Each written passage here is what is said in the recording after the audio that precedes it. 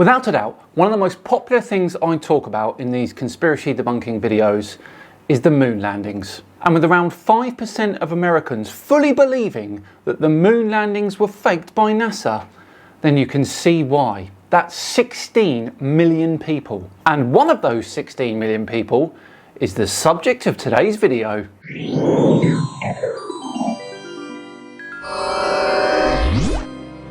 Hello all and welcome along to another episode of Tinfoil Tuesday with me, Simon Dan. Thank you very much for joining me. Before we begin today, a huge thank you to the sponsors of today's video, Noom. Noom is a consumer-led digital health platform that uses coaches, psychology and science to give people that push to look after their own health. As many of you know, I am a long-distance endurance runner, so a healthy lifestyle is paramount for me. And they also have these really cool food and exercise trackers that you can use on a daily basis. So for example, the other day I had a bagel and a cup of coffee for breakfast, and then I went on and ran a half marathon afterwards, and I can track all that on the app. You'll focus on the why instead of the what to change your relationship with eating. And in terms of food, nothing is off limits with Noom. You can still eat the things you love. It's all about balance. And checking in to learn more about eating habits is only going to take up about 10 minutes of your day. And quite brilliantly, more than 80% of Noom users complete the program, with more than 60% of users losing 5% or more of body weight and 60% keeping that body weight off for an entire year. Noom have also published over 25 peer-reviewed scientific journal articles about the science that goes into their approach in helping people with a healthier way of life. The daily lessons are also very good. This one here is called Unprocess Your Diet, where it talks about dropping all the processed food that you would eat normally.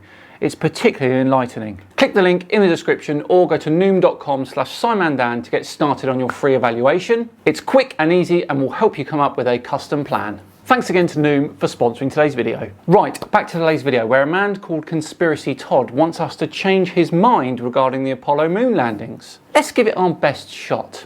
This is his video number 67, where he's talking about the moon buggy. Here we go. Hi, I'm Conspiracy Todd, and welcome to this week's Common Sense Proof that the moon landing was indeed faked. Common sense proof. As we have seen from flat earthers in the past, common sense doesn't always mean correct.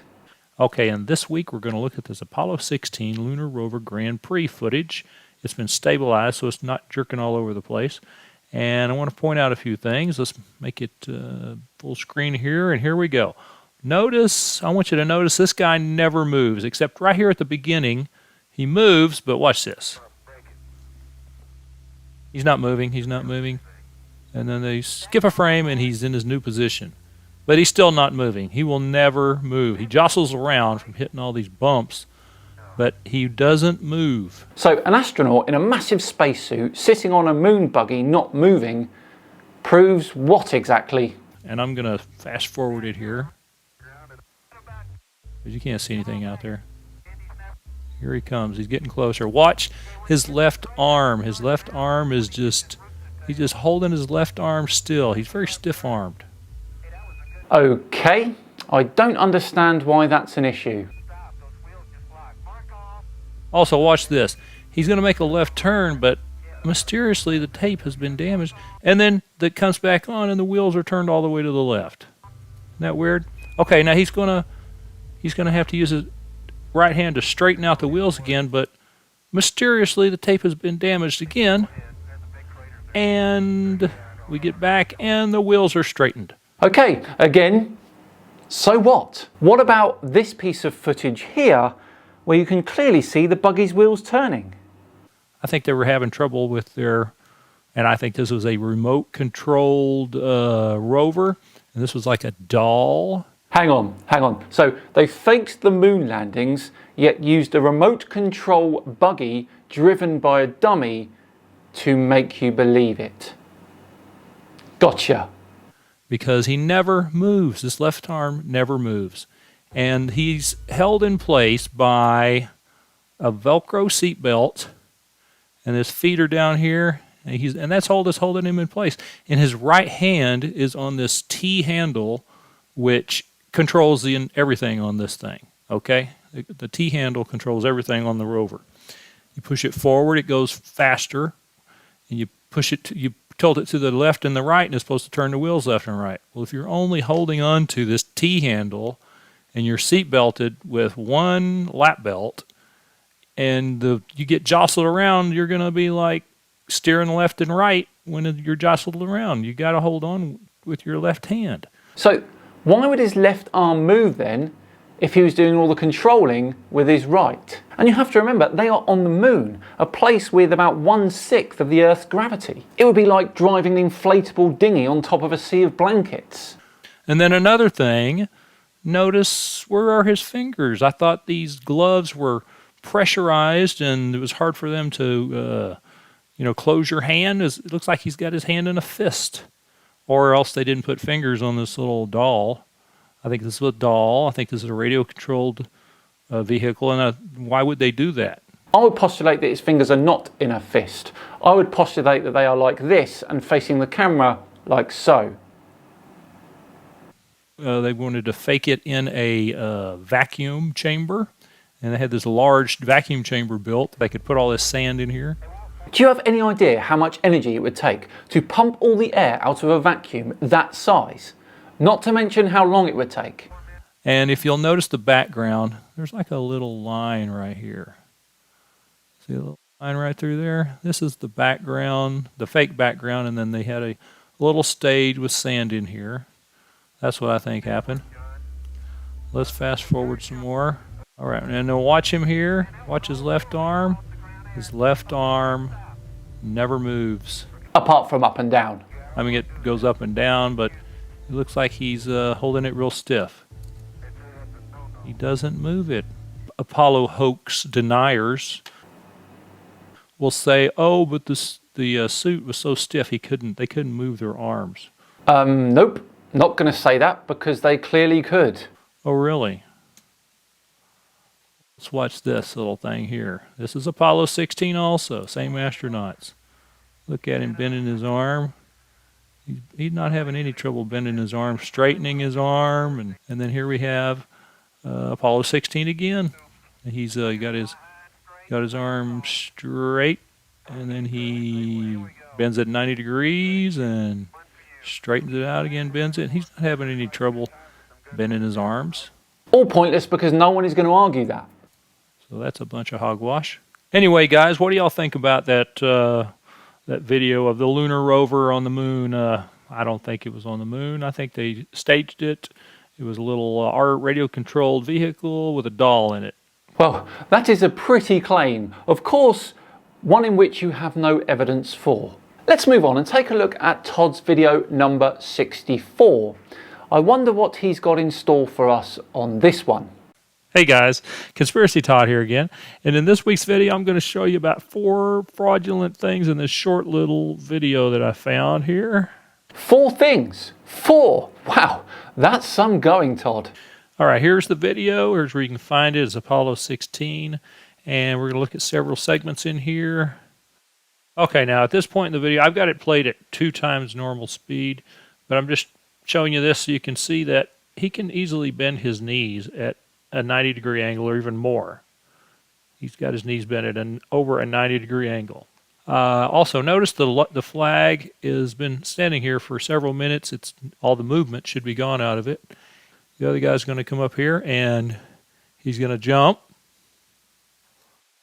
I mean, that was the second lame attempt, but here we go.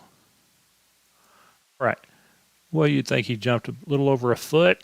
What's your point here, Todd? I'm sure you're going to tell us, but I mean, this is weak, even for a moon landing denier. The Apollo spacesuits, they weighed about 180 pounds on Earth. They only weighed about 30 pounds on the moon. And these guys, they probably weighed about 180 pounds. So together, the 30-pound, they weighed about 360 pounds on Earth. But on the moon, they only weighed 30 pounds and 30 pounds. They only weighed 60 pounds on the moon. Right, I thought you were going to say this. Let's see how he puts his argument together. 1/6. And that's as high as this guy could jump. Was, a little over a foot. and he weighs 60 pounds.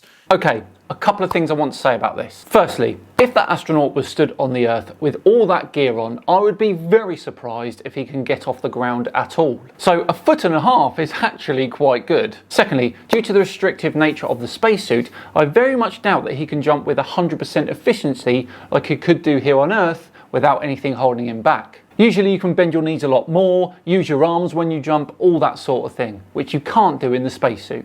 Look at the small knee bend they make before the jump. All in all, this is a sort of height I would expect. Now, let's put the audio in here. Okay, now we're going to play it in normal speed with the audio so you can hear what they're saying. The outstanding picture here, I tell you. Come on a little bit closer.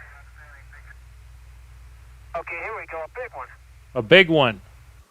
A big one. If you were on the moon and you could bend your knees 90 degrees, which he doesn't do, and on Earth would be much more than that. Aren't you going to do a big one and you're on video camera and they're taking pictures for posterity and you're only going to jump a little over a foot in the air and you only weigh 60 pounds? Does any of that make sense? Yes, for the reasons I've just given. Aren't you going to bend your knees about 90 degrees and jump?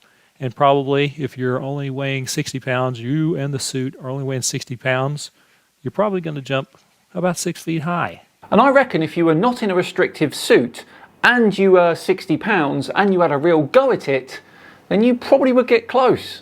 If you weigh 60 pounds and you're a 180-pound man, that doesn't make sense. So we got some definite fakery going on here. Right, well, if you were faking the moon landing and you knew all of this about the moon, why wouldn't you use the wires to make the astronauts jump higher? It makes no sense that NASA would release this if they were faking it. The next part, remember I said to watch the flag? The flag's not moving. Okay, I'm going to put it back on 2 times speed so you can see this flag. And I'm going to turn the audio off. Here we go. The other guy comes over here. Okay, watch the flag. The flag's moving. Why is the flag moving? Oh, I don't know. Maybe the fact that 2 astronauts in massive spacesuits are jumping and bouncing on the ground right next to it. I think it's because this guy turned and forced air onto the flag. Flag's not moving. It hasn't been moving for minutes. Oh, you mean when they aren't near it shaking the ground? He turns. Now the flag starts moving. Also, another thing, watch this. This guy's doing the little bunny hops. This guy is walking normally. Personal preference. He forgot to do the bunny hops. Anyway, just a bunch of fakery on this one little video from Apollo 16. Anyway, guys, what do y'all think? I think there were several instances of fraud in there. The guy only can jump 1.5 feet. He's on the moon. He weighs basically 60 pounds. Him and his spacesuit, he weighs 60 pounds. And he can only jump 1.5 feet in the air. He can bend his knees 90 degrees if he wants to. He's trying to show off for the whole world, and he can only jump maybe 1.5 feet in the air. Doesn't make any sense. Yet if they were faking it here on Earth, he absolutely could jump 1.5 feet weighing 360 pounds. Nonsense! I'm done with Conspiracy Todd here today, but I reckon we could visit again soon. What do you think? Right, we are all done and dusted for another Tinfoil Tuesday. Thanks very much for watching. I do love the moon landing conspiracy. It's one of my favourites. Thank you so much for watching today. Truly is appreciated. If you enjoyed this episode, hit that like button and consider subscribing as well. I have, I think, 4, 5, maybe 6 other Tinfoil Tuesdays on the moon landing. You can go back and watch those as well if you enjoyed this one. Just enough time to once again thank Noom for sponsoring today. Remember, click the link in the description or visit noom.com/SimonDan. You can fill out your free evaluation there. It's quick and simple and easy, and you'll get a custom plan from it too. I've been Simon Dan. Have yourselves a great week, and I'll see you on Friday for Flat Earth Fail Compilation 36. See you then.